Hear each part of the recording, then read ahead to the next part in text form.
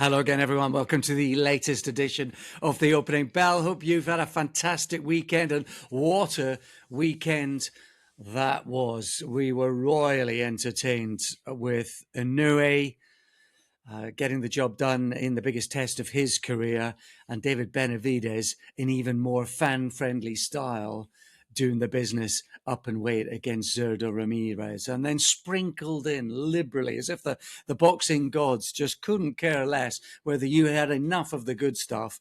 You had Walker and Eggington just delivering exactly what they promised and what we hoped for in a bloody battle up in the Midlands. There was so much, Matt, to sit back, watch, enjoy and reflect on. Incredible weekend. I was kind of on duty, is what we call it, at Boxing Scene. So I was the editor for the whole weekend. Normally we take it in turns, and it happened to be my turn this weekend. It was a real pleasure. I enjoyed it. It was one of those where I thought, okay, it's bank holiday weekend. I'm working, but what else do I want to be doing? Nothing, really.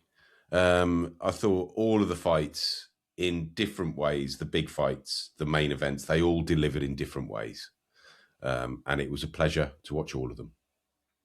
I suppose in a way harder to sell what it was that was so good about Junto Nakatani, I think maybe more generally to sports fans and to some boxing fans, compared to, say, what we saw from Benavidez, who's becoming the go-to fan-friendly fighter, and of course Walker and Eggington, who just can only do what they can do.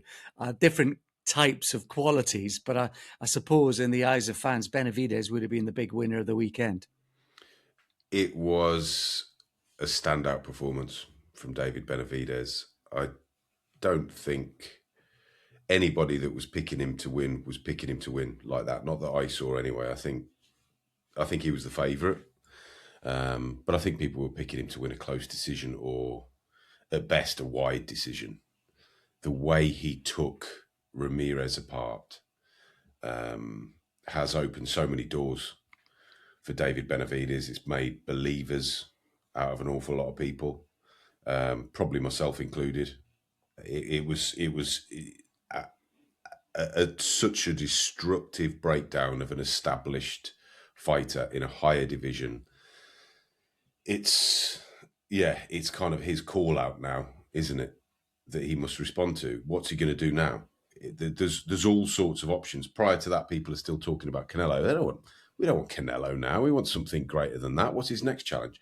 And overnight, his trainer and father, Jose Benavidez Sr., has said, look, initially, after we'd beaten Ramirez, we said we didn't want to move to heavyweight.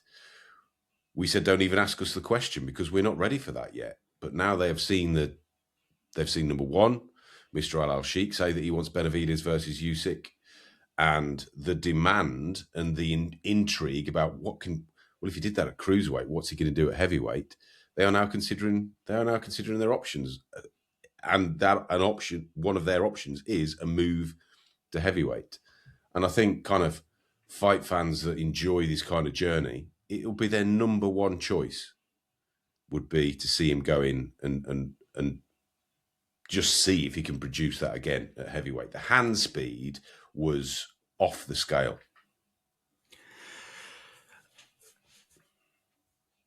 We spoke in recent weeks, you spoke to Jack Hirsch, didn't you, about Michael the Jinx Spinks and the new biography that's just come out not so long ago. So check that out. Hopefully you enjoyed our bonus pod with Jack the other week there. It's so rare for, Michael Spinks was a rarity, wasn't he? Moving up from light heavyweight back then. It's such a rarity to go and do that. We've seen Roy Jones, of course, do it in recent years, but we are talking about Roy Jones Jr. But when you sit back and think about it, Matt, as ever, when we see performances, you start to look at the titles, the champions, or the alternative routes through the sport. You start to look at the names. Now Benavidez has done that, and the role and the tear that he's on, what are his options? Even although it was his first dipping the toe in pay-per-view waters, And maybe some people will still question whether he is that type of fighter yet. But really, now he's doing what he's doing. Who's he going to fight? Who are the options? You know, Opataya and Billum Smith are moving in their own direction with Zuffa. Is he really going to go back to light heavyweight? Bivol is coming back out of the woodwork in a few weeks' time. Beterbiev has been injured for quite some time. What are the options, really, if he's not looking to a grander plan? There were some discussions with Dimitri Bivol prior to Saturday. There were some discussions there about, okay, if I go up and I look good, then we can make this light heavyweight super fight, Dimitri Bivol versus David Benavidez. For all of the belts, whatever that means or matters, I don't know. But, you know, that would have been an appealing one. All of a sudden, though, he's gone up to cruiserweight. Now, there is also talk of somehow snaring a fight with Jay Opataya.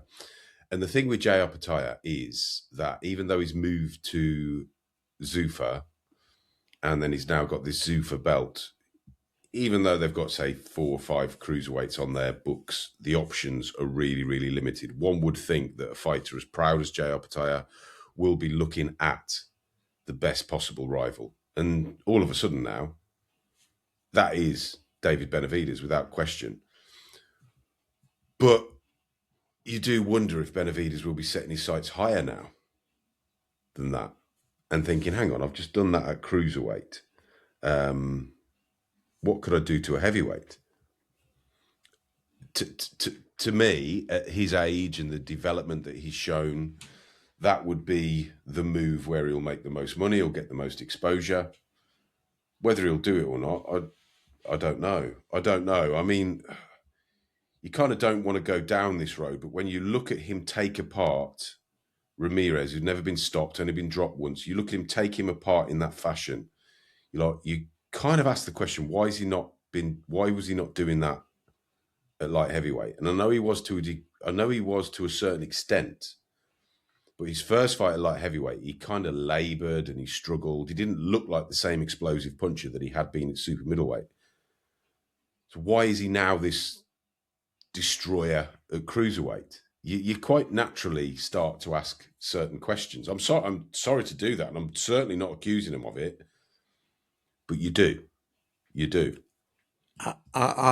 It's not just this performance, Matt. And the way Benavidez fights, it's one of the first things that comes to my mind. Anyone who fights like he fights, with the energy and the verve and the constant pitch of aggression and violence over a sustained period of time, any athlete who does that, knowing what I know, you are inclined to wonder about how and why they're able to do that. Absolutely right. And I don't think that's an unfair thing to do. It's a shame, and that's why I hate doping in sport, because this is what they do. And hopefully Benavidez isn't one of them, but this is what they do, the dopers in sport. They force a culture and a situation where the people who love sport, love fighters, love boxers, and want to believe are put in a position where actually they wonder and they have doubt. And that's their fault. That's the worst thing about doping in sport, is they do this to us. And I hate it. I absolutely hate it. Because if he's clean, what a fighter. What a fighter. But the way he fights is a red flag. Yeah, I mean, the energy levels, and to sustain it like that, and okay, this fight didn't go that long at all. But yeah, it was, to be honest, if I'm going to be really, really honest, I was thinking it pretty much straight away. And like you don't want to have these thoughts, or you don't want to have these doubts, because it potentially downgrades the performance of a naturally supersonic athlete. But, let's put that to one side for now, because it was a supersonic performance. Now, you kind of think, okay, let's try not to get too carried away. Ramirez himself you could say was kind of new to the cruiserweight division. Ramirez himself, you could say, is not a natural cruiserweight. But he stood up some whacks from Chris Billam-Smith, who can hit himself. And he got beaten up. His face looked like it was about to cave in. He took a horrible shellacking. I know there was some kind of talk online about the elbows. Did you see that? They were slowing it down and an elbow went in. And you could see an elbow went in. It looked, frankly, deliberate. But, you know, as Ricky Hatton used to say, this isn't Tiddlywinks they're playing here.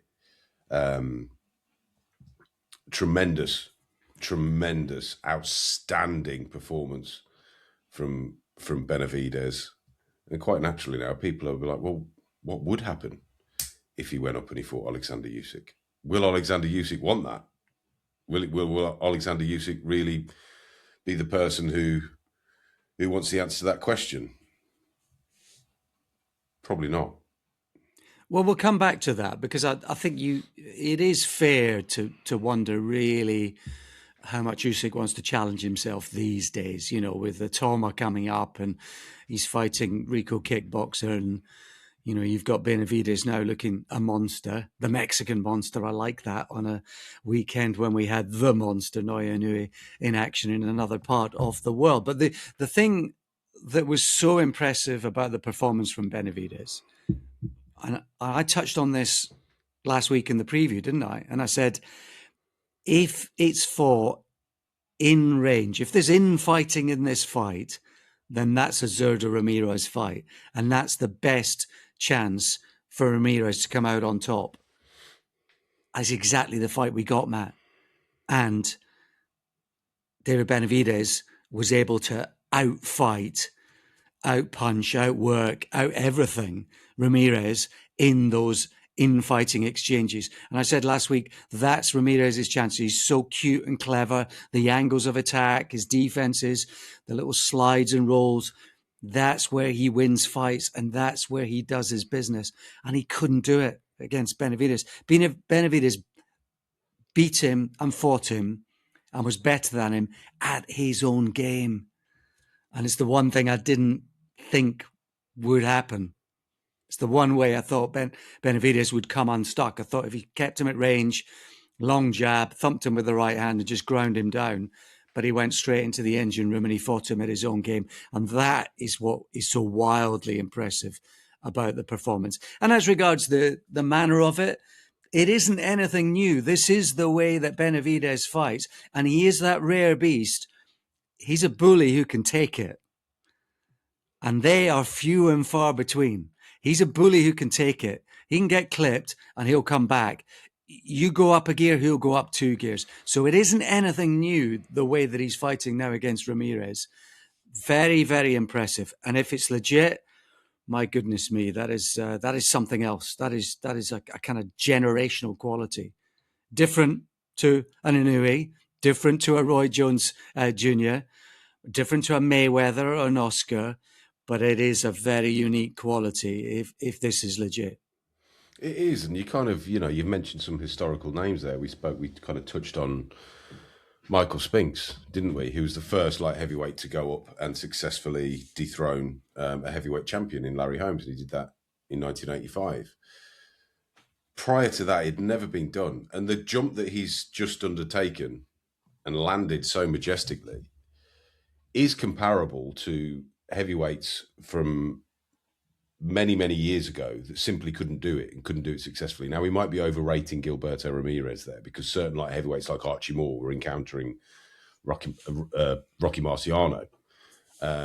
But historically, fighters that weigh about the same as David Benavidez would always struggle to then carry their fighting finesse and take their strengths with them up 20 pounds. And if you consider where Benavidez was as a super middleweight and then at light heavyweight, and now he's gone up where the weight limit is 200 pounds. He was previously in a division where it's 175.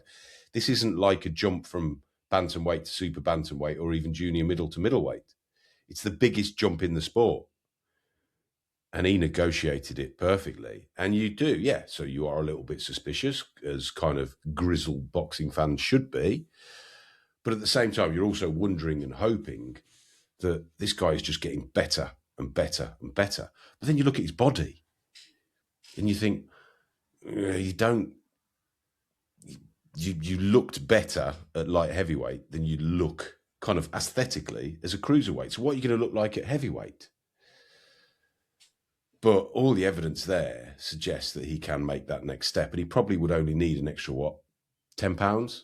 Particularly if you're considering Oleksandr Usyk is going to be in the opposite corner, who isn't a big heavyweight himself, who has had to bulk up himself just simply to compete in the most illustrious division in the sport.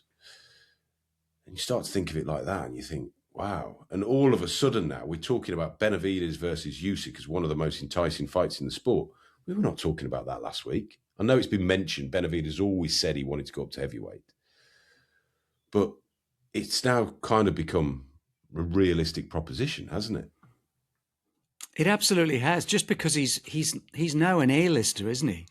Whether you think he's sort of elite Mayweather type pay-per-view buys, Canelo, etc., probably not. But he's become an A-lister, and who's he going to fight if it's not a Bivol? If it's not a Canelo, who's he going to fight? And yeah, absolutely. One thing that just about the size, I mean, he did look, when they went head to head, him and Ramirez, and I think Ramirez has looked quite fleshy at 200 pounds as well, but he did look big, didn't he, next to Benavidez when they faced off. The sort of the width of their body, he looked so slight, Benavidez. So you do wonder whether, going up another 10 to 15 pounds, maybe over a period of time, maybe working towards it, is the right thing, is doable. But then again, he's not got a big sort of meaty physique, Benavidez, doesn't he? He's not got a sort of beautiful bod in a way. And in a way, there's something refreshing about that, Matt, isn't there? So he's a bit of a puzzle, I think, physically, beyond his obvious skill set and the engine, which is, his calling card. As I said, I'm not convinced he's a puzzle that Usyk will particularly be keen on solving. It's like, and there would have to be an awful lot of money on the table, I think, for Oleksandr Usyk to consider that fight, because it's one of those where if I beat him, I've beaten up a smaller man, and if I lose, I'm the big man that lost to the smaller one. I completely understand why heavyweights don't really relish the idea of this kind of fight. It's why I have so much respect for Anthony Joshua back in, 2021, when he fought Oleksandr Usyk for the first time, where he didn't have, he was, okay, Usyk was a mandatory, but at the time when they said, okay, he can't get the Fury fight, he's now going to fight Oleksandr Usyk, I just thought, wow, fair play to your son. But you do kind of get remembered. I think Usyk is different because Usyk has since dominated at heavyweight. But what's the first thing you think of when you say John Ruiz? You think of Roy Jones beating him. You think of the light heavyweight beating him. So yeah, I think if there would have to be an awful lot of money on the table, and I suppose we can presume that if the old Turkmeister General is the one who's got his fingers on the purse strings, there will be. But I don't know. I'd be surprised if Oleksandr Usyk came out and said, yes, that's the fight that I want. Where do you think he's at, Usyk, just to go slightly in a different direction? And after Kickboxer, has he got one more fight in him? Two? Is the path of least resistance? Is he remotely interested in the big challenge? Would he rather a Fury again, AJ again? Depending on what happens between those pair, would he go in a different direction? Has he got any semblance of challenge in him, destiny in him, to want to, at this stage, risk it or push for it against guys like Benavidez or against Atoma? I'd certainly say it's still in him. But I do think there is a reason why he's taking this next fight now. And that's because he's had a long, old, hard career, and he's realised he can earn an awful lot of money with a non-challenger, in effect. And once you make that step away from kind of that dangerous mountaintop, down to some slightly more sheltered terrain, then I think it's difficult to go back up again. But we'll see. I mean, you can't. I'm not here criticising Oleksandr Usyk. I would never ever do that. What he's done has been incredible in the sport of boxing, and he's a wonderful advert for the sport of boxing. He always has been. But I think if he does opt for an easier route now, it wouldn't be a surprise. But what I would hope is that if that is kind of what's going on in his head, he just makes it quite clear. Right, I'll leave all the belts. Let's let other people fight for those. Because we're talking about Oleksandr Usyk, but Benavidez versus any marquee heavyweight now is an interesting fight. Benavidez Joshua, Benavidez Fury, all of them kind of you think you're like, oof, what's going on there? Benavidez Atoma. Imagine that one. Which isn't going to happen, but there's still time. You get my drift. There's still time. I mean, there's time for Benavidez. I don't know whether that's what they want, but you'd have thought if he is going to go to heavyweight, go and do a Michael Spinks. Go and take 7-8 months to work your way up towards it. Yeah. But I don't get the sense that that's how the turkeys of the world view that option. No. And Benavidez wants to fight, doesn't he? Yeah, he does. But I think the position he's in now, and as he said himself after the fight, is that I've spent such a long time calling for people. I've spent so long calling for Canelo. Spent so long calling. He is the one that wanted the Ramirez fight. Now he said, let them call me out. And he is in that privileged position now where he is, whoever is in the opposite corner knows they're going to get paid handsomely. And that wasn't necessarily the case before. Ramirez pretty much retiring on the spot on the back of that. We should say with Gilberto Ramirez, as good as his career looks on paper and as talented as he is, you can sort of question who he's actually fought over the years, can you? You can, and we said it last week, didn't we? We pointed it out. He's only ever really had one fight that you could say was at a similar level to what he had on Saturday night, and he lost nearly every round against Dimitri Bivol. Yeah, he's an exceptional fighter, but perhaps wouldn't have quite the hefty belt collection that he's got if there was only one champion per division, for example. And again, don't want to knock him, don't want to be a smart ass after the event at all. But we did say this last week in that yes, he's got this kind of glossy record, he's got these belts, but who has he actually beaten? So you need that context, don't you? Because I can already hear myself getting overexcited about David Benavidez, and certain people will be saying, Matt, calm down. I expected better from you. Just look at the bigger picture. And of course, people getting excited with the sub 2-hour London Marathon the other day, weren't they, as well? Talking about doping in sport. I'd be surprised if people know, but I think 3 of the last 15 male London marathons have been won by someone who's been popped. 1 in 5. Just for information, folks, it's always out there.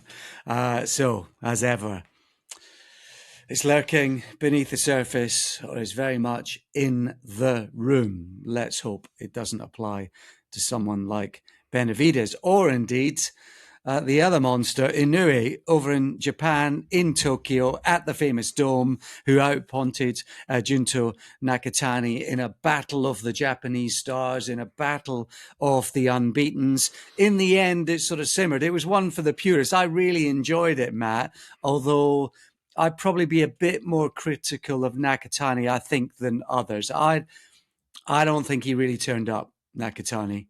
I don't think he really turned up. I did enjoy the fight a great deal, but I think if I'm in the Nakatani business, I'm going to look back on that, particularly the first 4 rounds, and think, what was I doing or what wasn't I doing? He gave away too many early rounds, for sure. I suppose the term that you'd use for his approach would be respectful. And that was the theme of the build-up, really, was the respect between them. They didn't need to call each other names or get silly, and that's the way it is out in Japan. The fight sells itself; it's massive. As like Tom Ivers was out there for the week, and he said there's not a single poster anywhere about this fight, but everybody knows it's happening. And as he said, you don't get a poster over here for the FA Cup final. You don't need to sell that. It's going to be massive, and that's the case over there. But I do wonder if Nakatani just waited a little bit too long to get going in that fight. I think it was the 5th round where he seemed to start, and I actually thought he was in control through 8, 9, and 10. Nakatani, and I thought it was close, but I thought Inoue pulled away in the 11th and 12th. But I hear exactly what you're saying. There is kind of some whispers that there might be a rematch. And after 10 rounds, I think I text Tom and said, draw incoming here.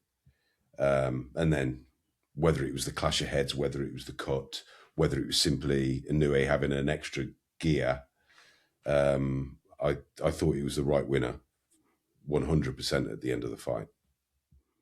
I did. I thought 8-4 was fair, personally. I thought that was about right. 116, 112 on 2 of the 3 cards. It's 115, 113 on the other.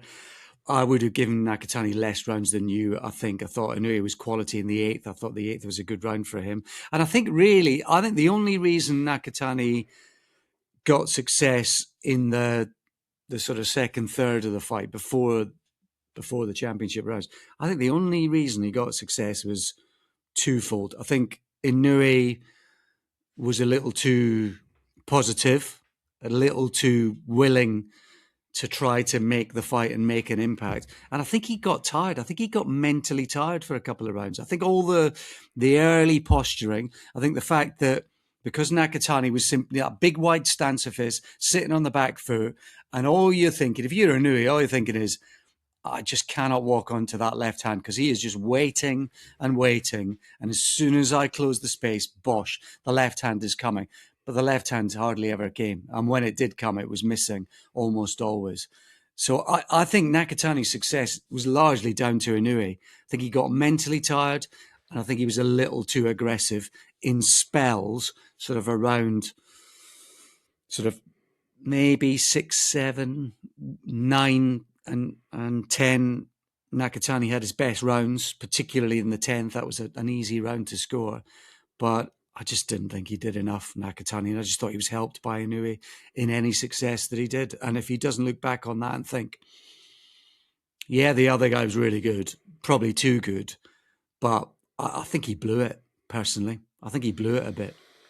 I'd like to know how much the cut was bothering him at that point when it came at the kind of towards the end of the 10th round, wasn't it?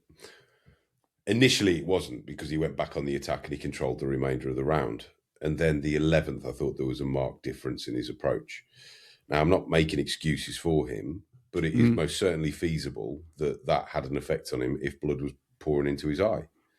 Or it's causing some severe discomfort, which quite naturally it would.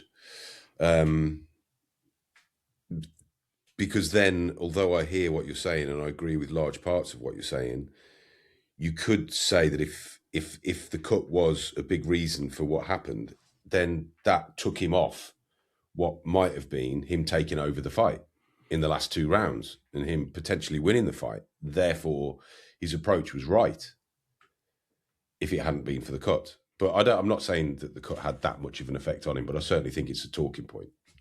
No, I think that's fair. I think it's a very fair point. You might be right. And as I say, I think my view is probably a little extreme and probably a lot of people won't agree with it, but it is a view I've got and it's quite a strong one on that. I just don't think Nakatani was as good as he could have or should have been, personally. I don't think he really turned up. But that's possible. That's definitely possible regarding the cut. Or you just take the view that having been a little mentally tired and a little too aggressive, got clipped, I think, a bit unnecessarily in a few of those rounds in Inoue, that he regrouped and had his second wind and then took over in that 11th because he had a really big 11th. So yeah, both of those are in play. Either way, I think Inoue was a worthy winner in the end. And the question is, do we always get that kind of style of fight between the pair of them because of Nakatani's big wide stance sitting on the back foot? And would Inoue always just be a little too cute, a little too fast, a little too good for him? Or does Nakatani learn so much more out of that experience? And I think that's a big possibility, actually. I'd like to see it again. I'd really like to see it again. It kind of reminded me a little bit of Dmitry Bivol, Benavidez, where it's kind of almost you have to know what you're watching to appreciate it. It's kind of got that kind of art house film kind of, oh my gosh, you're going to be blown away by the cinematography.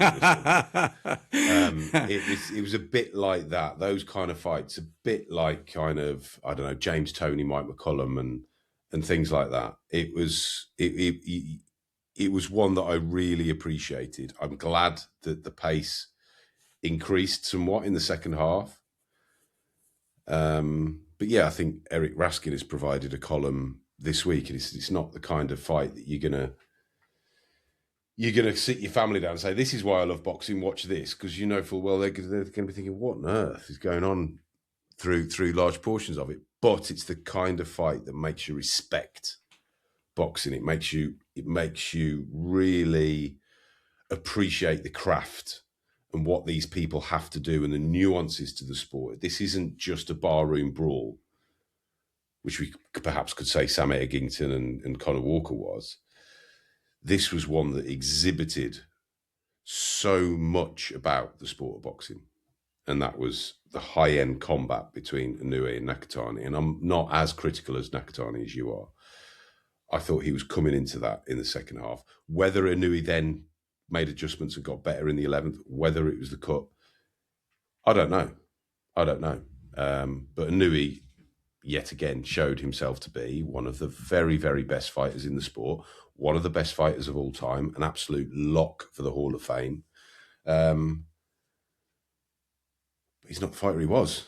I firmly believe that. I firmly believe he's not the fighter he was. And and even now, on paper, that's probably his best win of his career. I'm now more convinced than I was that he's experiencing the slowest of declines. I think that's fair. That's 3 points decisions on the trot now, isn't it? Now, this one you absolutely can understand and forgive, inverted commas. But yeah, that's 3 on the bounce now. He's gone the distance, which for someone with his repertoire, resume, and punching power previously seems unthinkable. So I think you're probably right. Although he did make the fight, the way they were making each other miss by millimeters was so impressive. But Inoue made the fight almost all the way through and was a worthy winner. But like Bivol against Benavidez and like Canelo against Golovkin, you sort of feel that maybe Nakatani might be the guy who learns most from the experience, and having lived it and felt it and breathed it and learned it, he might now just be able to use all of that worthy to meet again. I think so. Yeah, but we'll see. And he's going to say, he says he needs a break. Fought 4 times in 2025, didn't he? His first outing of this year, but he said he needs a break. I suspect he's alluding to last year. Yeah, he's been active. He's one of the few at that level who is active. I mean, before Terence Crawford retired, he was fighting once a year, and he did that for about 6-7 years, didn't he, Crawford? Just one outing, whereas Inoue has been, we've seen a lot of him. But you do wonder if not Nakatani, then really who is he going to fight? There's people saying Bam Rodriguez. That's the fight. That's the one that's got all the glitter. That's the one that's the most appealing. But is it that feasible? I'm not sure. I'm not convinced that it is. It's most certainly not in the sort of time frame that Inoue would need it to happen for him still to be have some semblance of his best. Fair.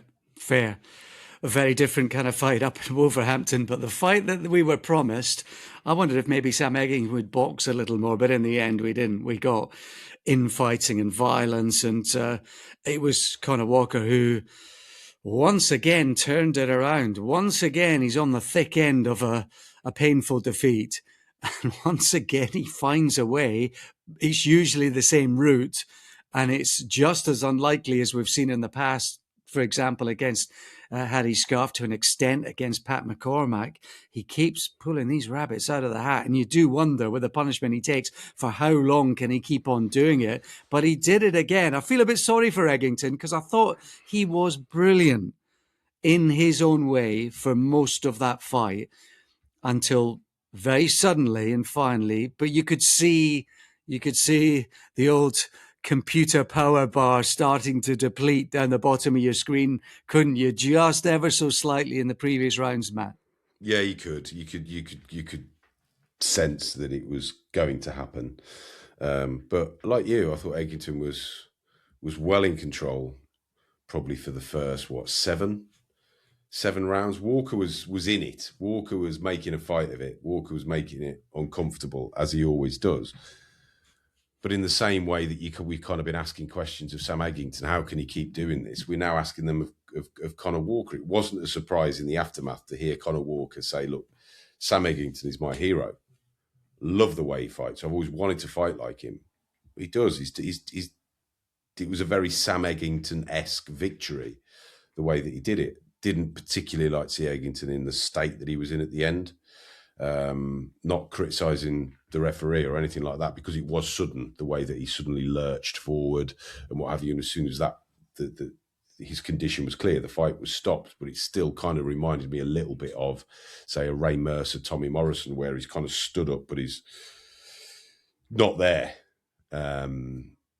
So, Sam Eggington at the end said, "Oh, I hope that you'll pay me again, Eddie. You'll get me on a card again, Eddie. You'll find an opportunity for me." I completely understand that from his point of view.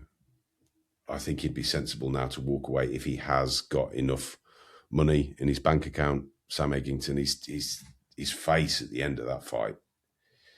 But he always strikes me as that kind of maniac. He just looks like that wiry maniac in the bar that you daren't look at. Don't look at that guy when you go and get a pint. Because if you do, he's going to take his top off and he's going to chin you. Don't look at him. He's a warrior in every sense of the word, Sam Eggington. He's done British boxing proud. And I hope now he can walk away and the sport doesn't leave a hangover within him. But the effort that he put forth, and like you say, like you kind of think, well, surely now this Sam Eggington is not going to, he's going to look bad at some point. He's going to look bad, and he didn't. He didn't look bad. He made a couple of mistakes which cost him. But what a fight! In pure kind of thrills and spills, that was the fight of the weekend. For two-way action, that was the fight of the weekend. That was better, if that's what you like, and you just like two people punching each other. That was better than a Naoya Inoue. You're more likely to get your family around, sit them down to watch Eggington Walker, and they might find it all a little bit uncomfortable. They might get a little bit squeamish. But that was thrilling. That was thrilling. Full credit to both of them. It was a remarkable fight. It was a remarkable turnaround. I wonder if maybe Eggington hadn't been out of the ring for 13 months, whether he might have just got through that last section of the fight and actually would have been able to sustain and continue what had worked so well for him before, whether that 13-month absence really hurt him in the final analysis, in the final stretch, or whether it was simply a case of Conor Walker doing what he does. And sometimes, even although through all the stretches of the early middle rounds there, although he was front foot and although he was landing punches, it never really looked like he was doing enough damage to claw away at the gas tank, did it? But obviously he was. And he's constant in that way, Walker. You wonder if he can keep doing it, keep pulling them out of the bag like that. McCormack, Harry Scarf. He's done it against Eggington again. I mean, surely he can't keep doing that. But he was up at 154 pounds as well. He is a pocket rocket of a strong man, isn't he? And at welterweight, that's a big deal, isn't it? And I suspect he'll be back down to his natural terrain. Well, he said that afterwards, didn't he? That he plans on going back down. Said he's the best welterweight in the world. Called out Conor Ben. Eddie Hearn got overexcited when all Kevin Keegan, which I thought was entertaining. But no, in answer to your question, or kind of in response to your statement, no, he can't keep doing that. No fighter in history has ever kept doing that. They don't. Eventually, they'll get the years of attrition catch up. Conor Walker can't keep fighting like that, particularly at if he is talking about challenging for a world title, he won't have that outcome. I'm almost certain. As much as goodness me, I admire him so much. I admire anybody that can do something like that, but I think that he would get found out at the highest level.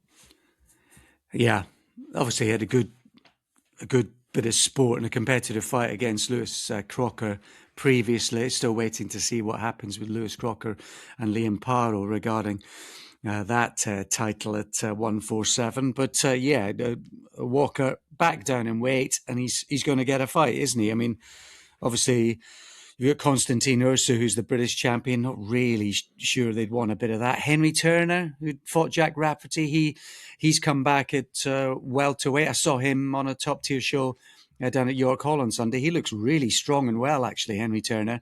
He blasted his opponent out in one round. So he's 3 for 3 since he's moved up to 147 pounds. So he's floating around as well. But I suspect Walker will be looking slightly left, right, or higher than those names. But there are plenty of competitive names. Harlem, of course, another one floating around as well. So there are plenty of names around at 147 for Conor Walker. Bilal Fawaz on that bill as well. He had a noteworthy performance. He's a bit of a curiosity, isn't he, Fawaz? He'll annoy a few as well as, I suppose, engender a few fans as well by the way he goes about it. Definitely shades of Eubank back in the day, aren't they, about him? I mean, talking to the ref to try and get the ref to intervene sort of midway through the fight, not at a point where he needs to be talking to the ref to get him to intervene. So he's a bit of a curious egg, isn't he, this character? He's appealing and infuriating and inspiring all at the same time. He is. He's and you can't help but kind of get sucked into that story. It's been well told for many years. When he was an amateur, he used to sit and tell John Dennon, his life story. And I remember reading it for the first time when I was reading John's copy, and just like, this is incredible. So you do hope there's a happy ending in that regard. He's a real talent.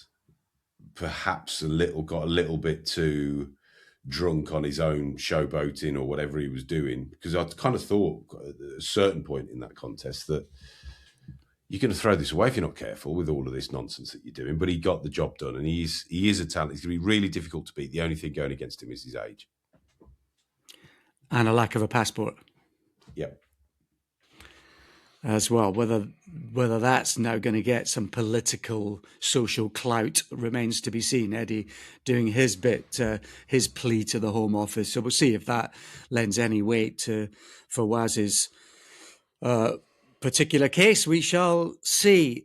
This weekend in Manchester on DAZN, we have Wardley Dubois, and the hits, Matthew, they keep on coming. I'm really looking forward to this. I think everything's in play.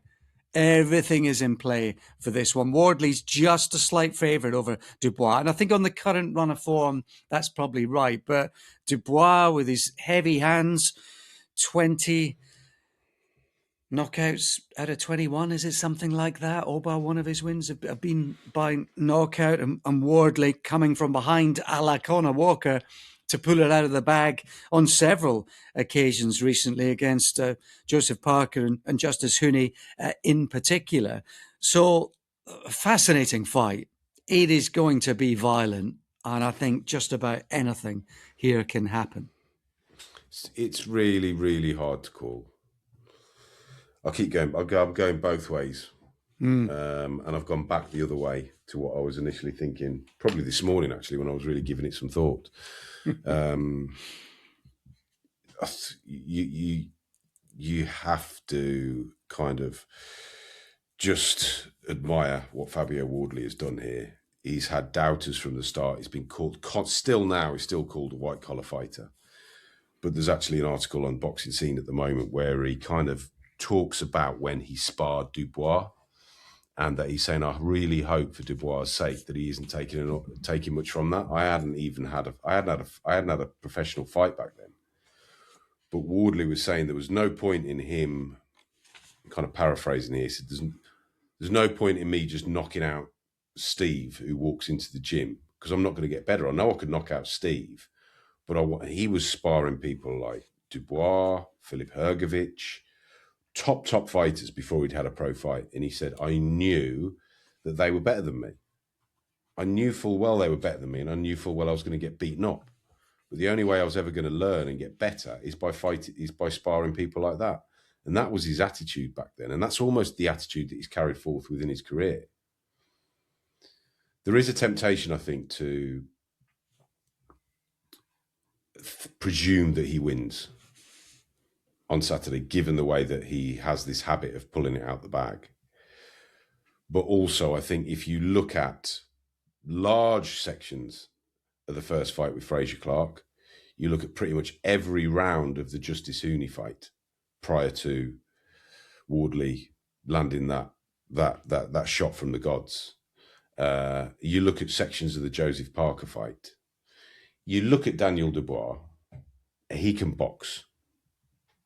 He can box. He's a better boxer than Fabio Wardley. Then you're like, well, yeah, but he looked like he quit the first time against Usyk, looked like he quit against Joe Joyce. Could he have carried on the second time against Oleksandr Usyk? There's something not right in his makeup. And you think that when the going gets tough, and it quite naturally will against Fabio Wardley, that he'll look for a way out. But will the going get that tough against Fabio Wardley? Will he be going into this fight with anything like the respect he had for Oleksandr Usyk? I'm not convinced that Daniel Dubois is that concerned about this fight.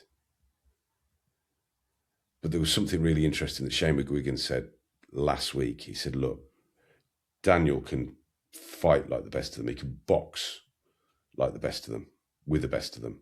You know, I still got pains in my hands from taking him on the pads. He hits like you're being kicked by a horse. And that's just his jab. Just his jab really, really hurts. But the problem is with Daniel, that I always found, is that I'll give him an instruction and he'll just ignore it. So even if the orders are, just box, Daniel, just box, there'll come a point, says Shane McGuigan, that within that fight, he'll just be like, oh, I'm going to go for it now. And he'll go for it at the wrong time.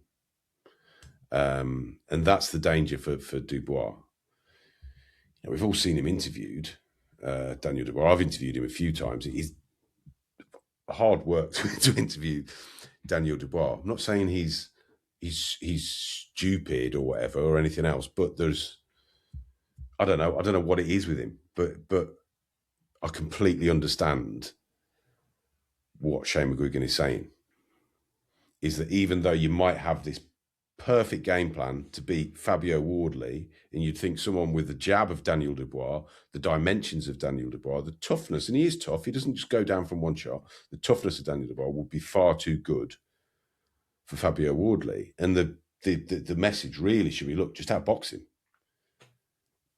Outbox him. Don't need to take any chances about this with this guy. You will be able to outbox him.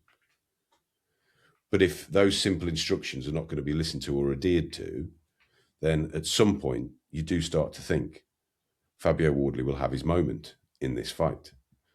And I think what we've got here is probably the hardest punchers in the division. Therefore, the hardest punchers in the sport. And they're going head to head on Saturday night. Really, really looking forward to this one. Would Wardley have beaten Joshua and Ergovic in the way that Dubois did?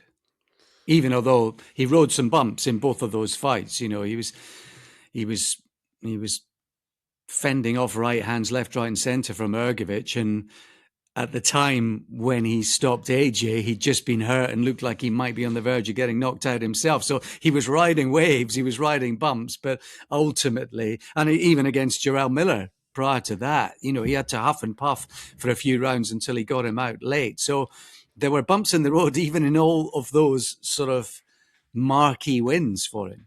And I think everybody that's writing off Daniel Dubois they can't be forgetting those, because it was a heck of a run, beating Jarrell Miller, Filip Ergovic, Anthony Joshua.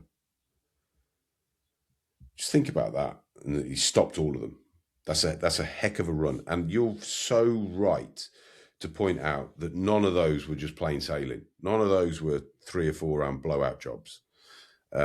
He had to come through some fire in each of them. More so, I think, against Hrgovic. And I think that fight against Hrgovic, if he's like that against Fabio Wardley, I'd pick him to win.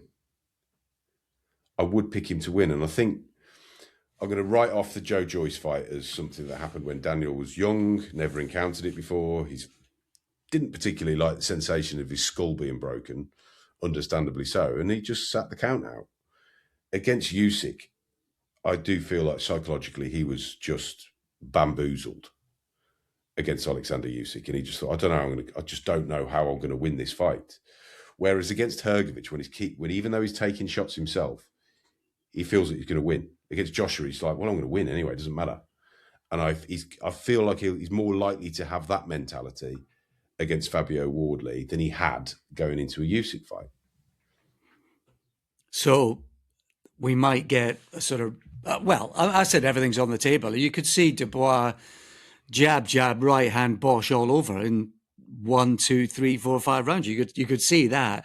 You could see them, an Hrgovic style give and take, where Dubois proves that he can take a shot and dish it out, and he can come through a bumpy night. We know Wardley can do that as well. So what's it going to come down to? Chin, punching power, mentality.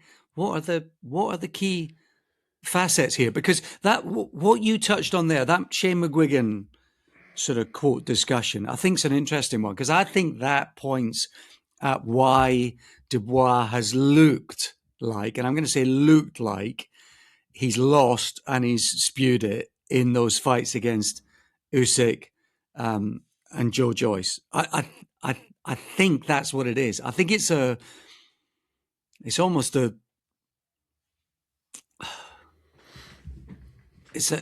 simpleness of sorts, I suppose. It's a lack of understanding of sorts, in the same way that he doesn't necessarily understand language and conversation and expressing himself. I think also in those moments when he's hurt, there's a lack of understanding about position and what to do. And therefore, I think what McGuigan is hinting at, I think that's what we see in those moments. And it's easy, therefore, for fans to think that it's something else. Now, they might be absolutely right to do that, but it could be the other thing as well at play in a slightly unusual way. Yeah, 100%. I'd go with that. And it's, if you're going to beat Oleksandr Usyk, somewhat arguably the cleverest fighter of them all, then you need to be pretty clever yourself. You need probably quite a complex game plan. And if something isn't working, then you need to change to this. And if that isn't working, then you need to change to that.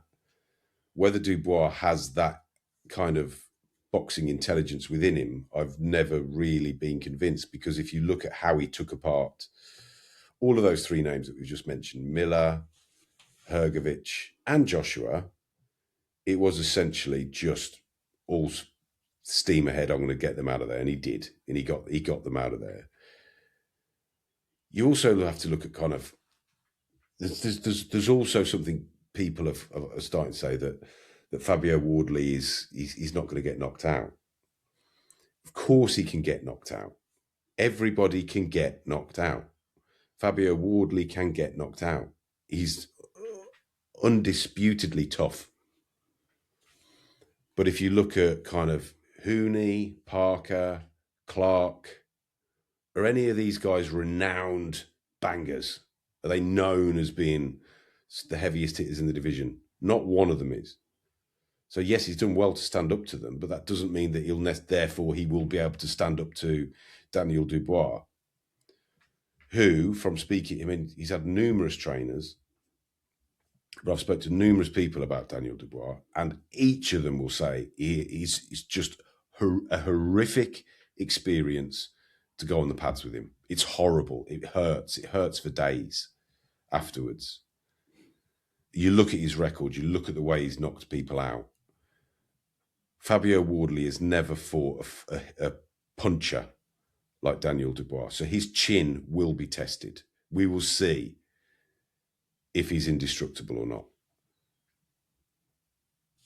I was about to pick Daniel Dubois to win. And I think I'm going to. I've talked myself into it. Yeah, you've talked me into it. No, I've talked myself into it as well. I was leading a mate of mine who follows and bets on boxing. We have conversations all the time, and he messaged me a week or two ago and said that, as he always canvasses my opinion on the markets and whether I think they're right or wrong, and he was leading me to want to say that Dubois was the wrong price. He was too big, that he should be favourite. And I'm saying no. I think on current form and trustworthiness for punters, I think Wardley should just be favourite. I think the market's about right.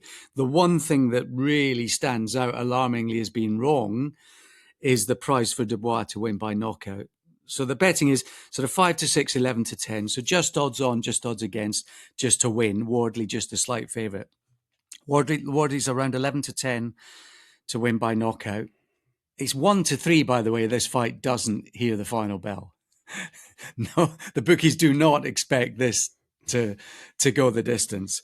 But Daniel Dubois 5 to 2 to win by knockout, compared to Wardley 11 to 10. I think that is completely skewed the wrong way. So if there's a bet this weekend, I think Dubois to win by knockout at 5 to 2 is the standout price. That is the wrong price. And I have completely changed my mind, because 2 weeks ago I was thinking, I just trust Wardley. Mentally, I trust him. I think in this fight, we might get a chance to find out whether those dots that have been joined in the 3 stoppage defeats for Daniel Dubois, if they are all connected. I think we'll find out this weekend, because I suspect Wardley will test him in that way. But overall, Dubois has just been in deeper. I think he hits harder. I think this is another big step up for Wardley. And while I trust him a little more currently, I just think Dubois, with his form and his power, I think it's a good matchup for him, this Dubois. I think it's a really good matchup for him compared to where he's been. And I'm leaning towards Dubois now. I've changed my mind. Yeah, and I was Wardley. I was going, when it was announced, I was thinking Wardley, and up until probably this morning, I was thinking Wardley, and then I just looked again at a few things. Never change your mind. No, I'm going to go. Yeah, we've both done it. I am going to go Dubois. I am going to go for Dubois. I don't think he'll have a hangover from losing to Oleksandr Usyk. I don't doubt even giving it a second thought, to be honest with you. And I think that he will feel that he's going to win this fight. And when he feels like he's going to win it, when he's convinced he's going to win it, he's a very, very, very hard man to beat. Massive thank you to the patrons and our sponsor, NAS Medical. Without you, quite simply, I say it every week, but we wouldn't be able to do the pod. We couldn't do it. It's as simple as that. So thank you, lovely patrons and Apple Plus subscribers for less than $5 each month. You do support the pod and allow us to come and talk to you each and every week. And NAS Medical, who are the leading independent experts in ringside medical care. They provide global medical coverage for professional and amateur boxing events, ringside medicine training, and also basic life support accredited courses too. Boxer safety is their priority, and you can find Neil and his team at nasmedical.co.uk. Now, it is time for this week. And this week, we take you back to the 10th of May, 1989, the Royal Albert Hall, folks.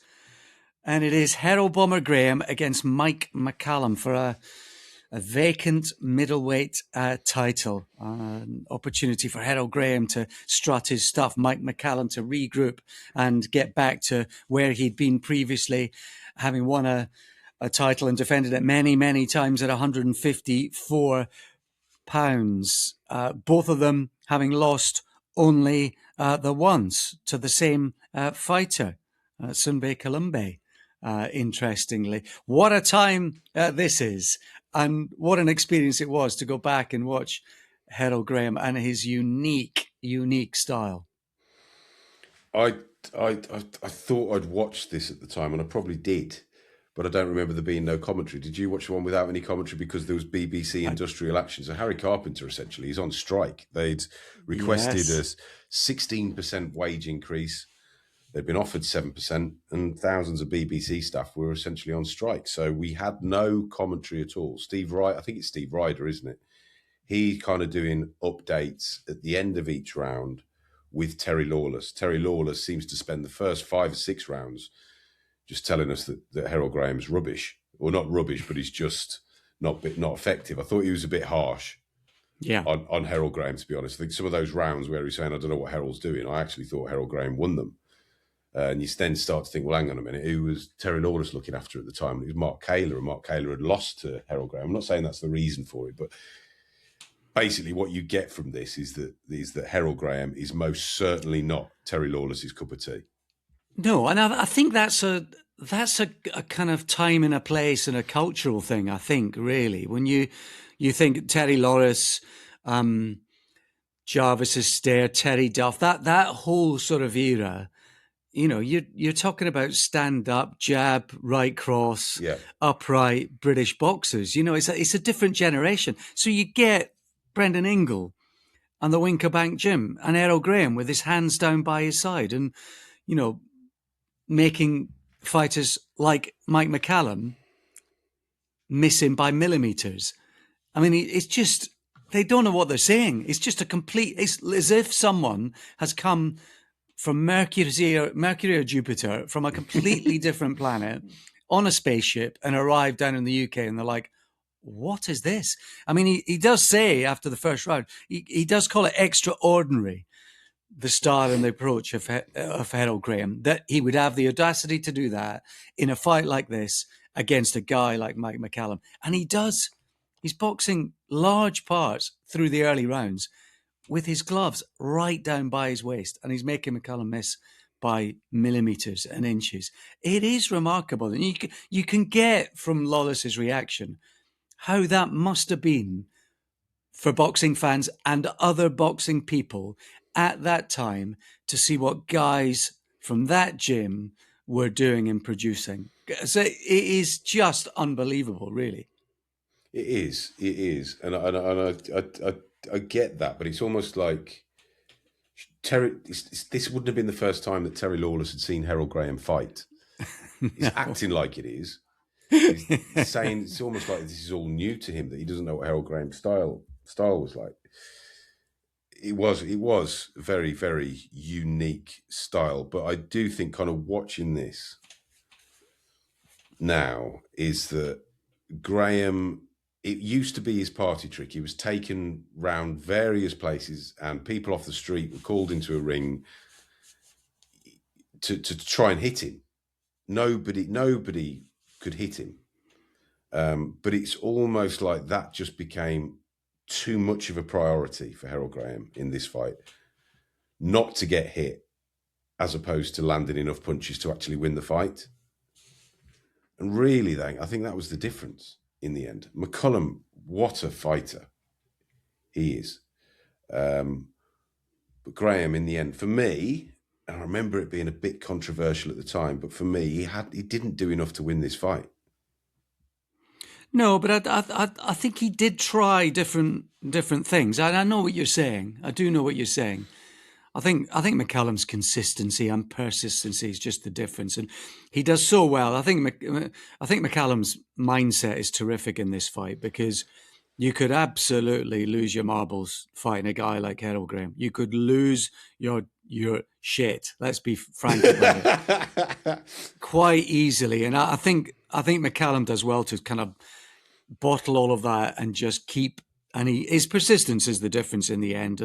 But I do think he tries different things, Herol Graham. He mixes it up in the fourth. I made a note of that. It's not just box and move, avoid.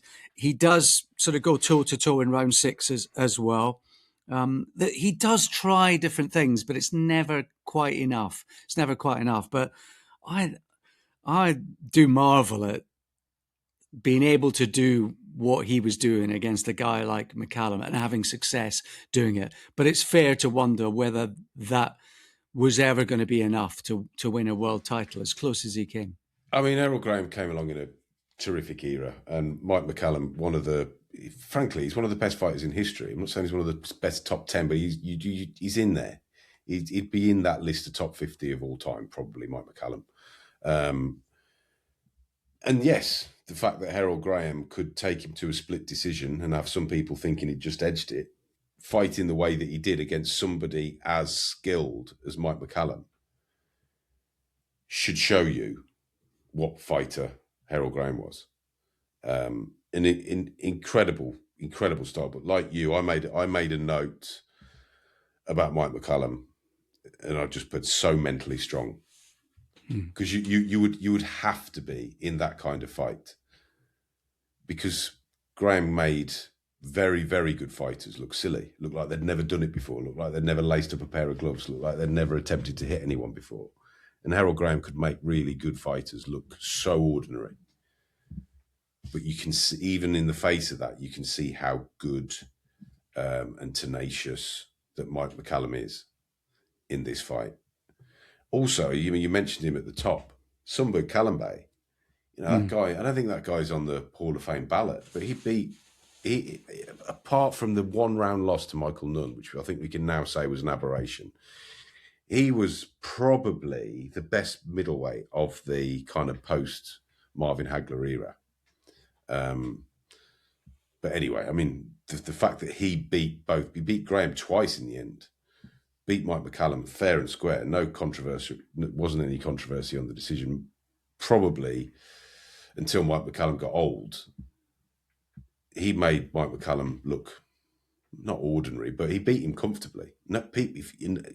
This is why people need to kind of give Callum Bay his due, I think, because he just doesn't get it for whatever reason. But it was a strange old time after Leonard had lost to Hagler, the belts had all been split up. You kind of used to having Marvin Hagler as the kingpin at 160, and then everybody else is all of a sudden now you've got loads of people scrambling for position. I do wonder what would have. I think at this point Graham was already past his best. I think Graham was at his best around 84, 85, and I do wonder how he'd have fared against someone like a Marvin Hagler at that point of his career. Interesting. Yeah, interesting.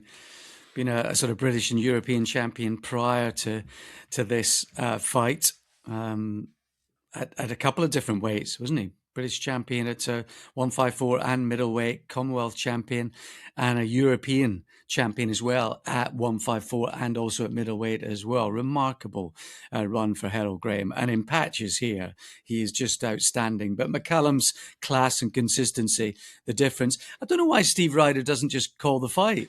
It's good broadcast. I don't know why he just doesn't call the fight. I wondered that. That's exactly what I thought. I thought, what if you're going to come in and just kind of chat for 30 seconds? Even if you do it in a kind of reportage style, and just bring in Lawless from time to time, have little pauses. I don't know why they didn't do that. Whether it was because of the industrial action, or he just didn't feel confident. He's only a few years into his career at the BBC, isn't he? I think he joined them in '85 from ITV. What a career he had, Steve Ryder, and he basically took over from Des, didn't he? Basically, yeah. Took over from Harry Carpenter on Sports Night, and then took over from Des on Grandstand. Well, I did wonder. I think it took me till about the second or third round. I thought, hang on a minute, why is he not just commentating on it? Because this wasn't the first thing that it brought to mind was when Match of the Day a few years ago, when everybody was in support of Gary Lineker, who'd been kind of suspended by the BBC, and all of the commentators, everyone involved said, we're not doing the show then. And it was essentially a show in silence, but that was also kind of this statement of defiance in support of Gary Lineker. If Steve Ryder's there, one would think that he's not on strike. So why is he not commentating on it? And you've got Lawless. He just makes some interesting points now and again. I quite liked it's like he's walking the tightrope with no safety net underneath him when he's talking about Herol Graham's style. But yeah, you can also hear the corners. You can hear Brendan Ingle all the way through. You can hear Gary Mason shouting as well. You can hear so much, and it's almost like you get a taste of what the boxers are kind of going through, and just the whole project of winning the fight round to round, moment to moment, punch to punch. They haven't got the constant noise that we have to listen to or deal with or endure at the moment in terms of commentary. Obviously not knock on your commentary, Alex. I'm not aiming that at you in the slightest. But it was quite a really interesting experience to watch a fight like this without any commentary whatsoever. But you could hear everything else going on. Yeah, I quite enjoyed it. And Herol Graham just coming up short in the end. A couple of sort of wacky enough scorecards. 117, 114 for Graham. So 117, 115 for McCallum. And McCallum wins it by 1 point. 115 to 114. I mean, it was a squeaker. Man. It was, and he lost a point he shoved McCallum to the ropes in round 8, was it? Round 8, yeah, he did it a couple of times. I mean, he's brilliant with his feet and his movement, but he spun, turned and hit him, all in the sort of same breath, the same movement in the 8th round, and he got deducted a point. Yeah, I thought the referee was pretty poor, actually, throughout. Yeah, he was. And if it wasn't for that point, he'd have got a draw and he'd have got a rematch. If it wasn't for that point. There's also, as much as I'm kind of saying commentary gets on my nerves, it also serves its purpose. It tells you what's happening. So there's a point in the 5th round, isn't there, where Mike McCallum goes down. He's counted. The referee does the mandatory 8.